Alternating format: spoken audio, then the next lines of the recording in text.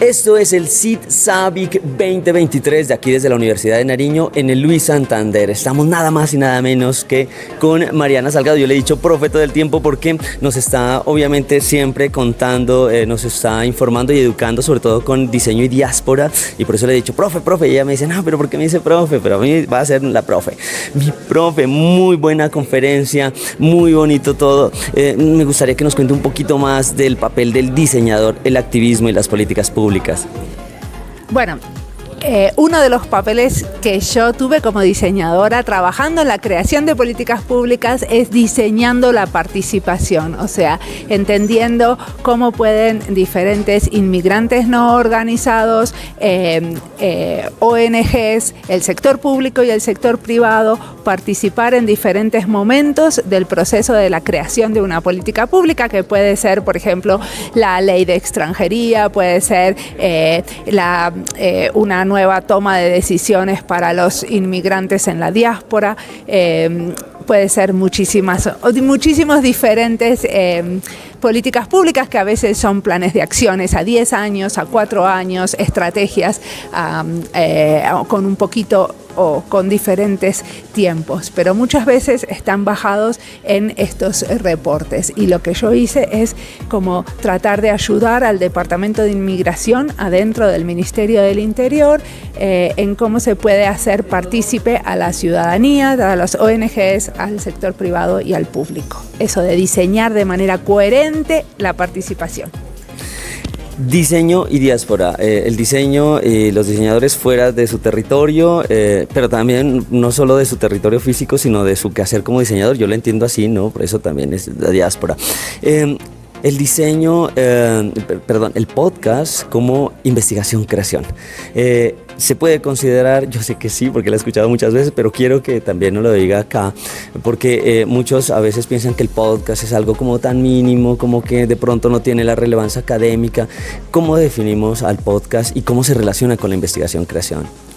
Bueno, tengo un podcast que se llama Diseño y Diáspora, que en este momento es el más escuchado en el ámbito del diseño en la región hispanohablante. Entonces, a través de ese podcast lo que hago es hacer diferentes tipos de investigaciones. Una es hacer investigación que informa el diseño. O sea, yo trabajo en el sector público y hago muchas entrevistas a otros que también trabajan en el sector público para aprender de ellos. Pero a la vez, como vos decís, utilizo el podcast como herramienta de diseño, y en ese momento es investigación a través del diseño o investigación creación, como lo llaman ustedes.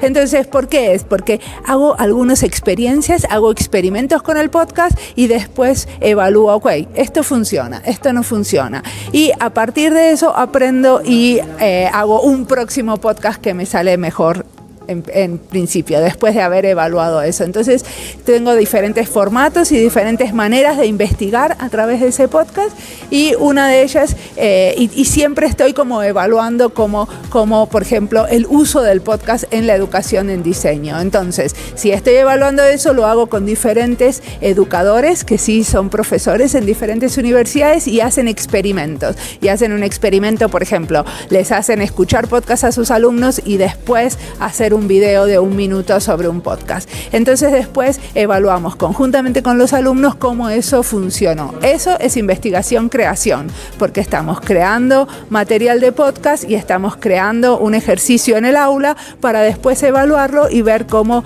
se reitera o se replica en otros contextos de otra manera. Entonces estamos investigando a través del diseño. Diseñamos un podcast, diseñamos un ejercicio y lo evaluamos. ¿Está bien? Supremamente bien, y además uno puede citar también en los proyectos que uno desarrolla, citar podcasts. Sí. Estamos en este momento, yo estoy haciendo un podcast acá de la facultad y les digo y la voy a citar a usted, a esta entrevista la voy a citar porque estoy nada más que con la profe Salgado. Ahora, que le ha parecido la ciudad? Esa es la pregunta de siempre. ¿Cómo la han tratado? ¿Qué le pareció el Sabic? ¿Cómo ha estado por acá? La miré que andaba por las Lajas, también unas fotografías. Yo ahí miré, he estado muy atento a todo lo que estaba haciendo. ¿Cómo la ha pasado?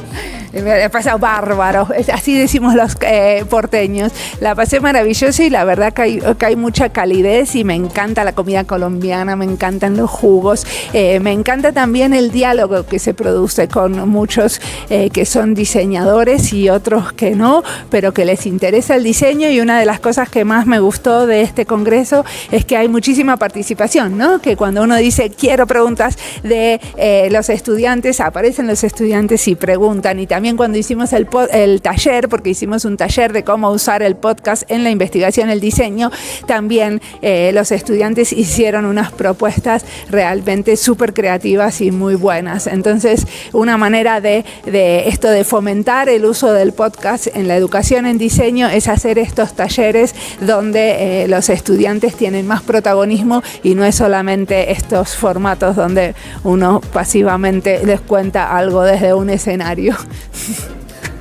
La participación siempre importantísima, ¿no? En todo.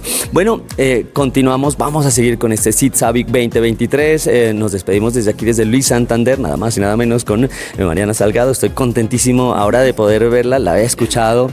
Ay, además me dio un beso. ¿Qué más puedo pedir de esto? Seguimos con el SIT Sabic 2023. Y me dio beso.